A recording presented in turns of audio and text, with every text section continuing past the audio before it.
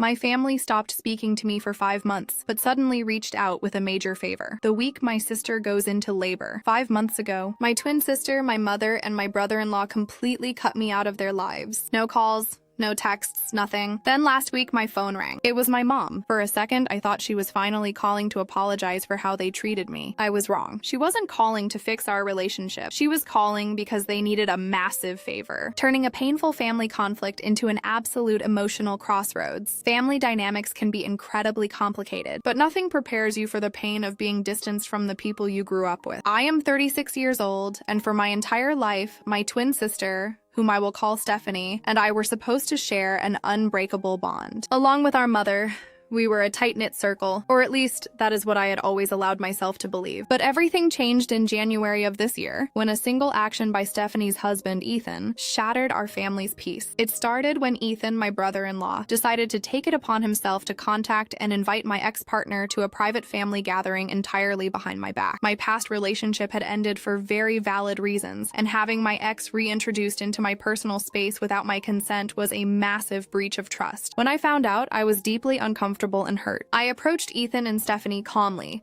expecting them to understand my perspective and apologize for the lack of respect. Instead of an apology, the situation escalated dramatically. Ethan became incredibly defensive, and Stephanie immediately took his side, completely invalidating my feelings. What hurt the most was our mother's reaction. Instead of remaining neutral or advocating for fairness, she stepped in and defended their actions, telling me I was overreacting and causing unnecessary drama. Because I refused to sweep the disrespect under the rug, communication completely broke down. By the end of January, my own family had effectively cut me out. For 5 long months, there was absolute silence. Neither my mother nor Stephanie made any genuine effort to repair the relationship or address the root cause of the conflict. I felt completely abandoned and unsupported, left to process the heartbreak of being scapegoated by the people who were supposed to love me unconditionally. My fiancé stood by my side through it all, offering the support that my own blood relatives refused to give. Together, we began to heal and adjust to the painful reality of this estrangement. Then, out of nowhere, my phone rang. It was my mother. Stephanie is due to give birth to her 3rd child next week, and suddenly,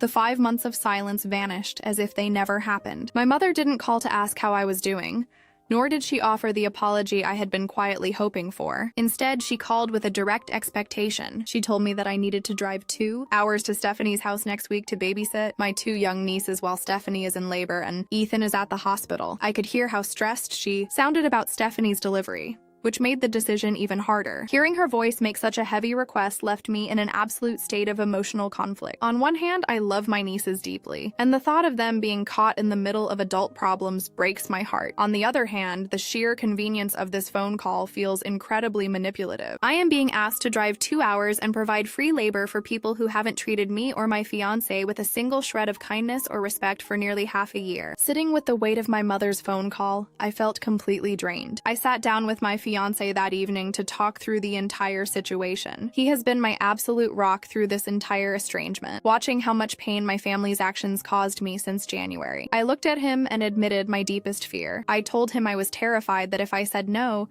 Stephanie and Ethan would use this as an excuse to make the separation permanent, and they would blame me for everything. The hardest part wasn't saying no. It was remembering all the weekends I spent taking my nieces to the park and reading bedtime stories to them. The thought of losing that connection tore me apart. My fiancé listened patiently, held my hand, and said that while he understood I loved my nieces, I had to look at how this request was made. There was no acknowledgement of the past, no apology, and they were treating me like a convenient option rather than family. He reminded me that if I drove down to bail them out now, I would show them that the way they treat me doesn't actually matter. His words hit home. The truth was, my mother and sister weren't inviting me back into the family dynamic. They were simply looking for free childcare during a busy week. Ethan had a whole circle of friends, the same circle he valued more than my comfort when he invited my ex behind my back. Why couldn't those friends step up to help now? Why was the sister they chose to ignore suddenly the only option? After a lot of thought, I realized that protecting my peace of mind and my relationship required me to stand firm. The next day, I called my mother back. I kept my voice calm, polite, and completely free of any anger. I told her that I loved my nieces with all my heart, and wished Stephanie a safe delivery. But given that we hadn't spoken in 5 months and the issues from January remained unaddressed, I was not comfortable stepping into this situation right now. I suggested it was best if Ethan coordinated childcare with his side of the family or close friends. The silence on the other end of the line was immediate, followed by a sharp, heavy sigh. My mother's tone changed instantly from asking for a favor to pure disapproval. She told me she could not believe I was being so selfish,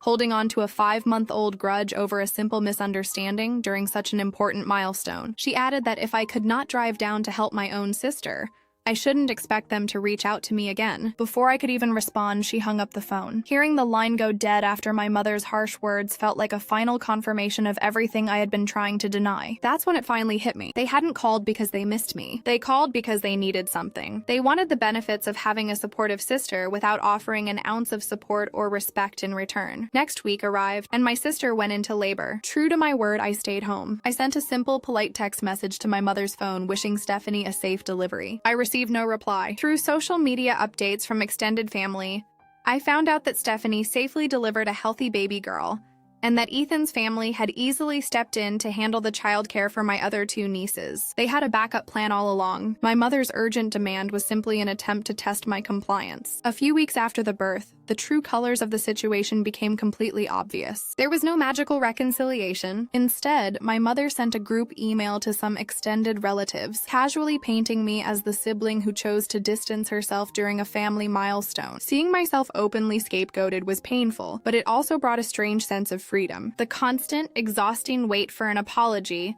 that was never going to come finally ended. Today, I am focused entirely on my own life, my upcoming wedding, and the family I am building with my fiancé. Sometimes the hardest part isn't losing family. It's accepting that the relationship ended long before you stopped talking. I still love my nieces, and maybe one day we'll reconnect. But for now, choosing myself was the healthiest decision I could make to keep my self-respect.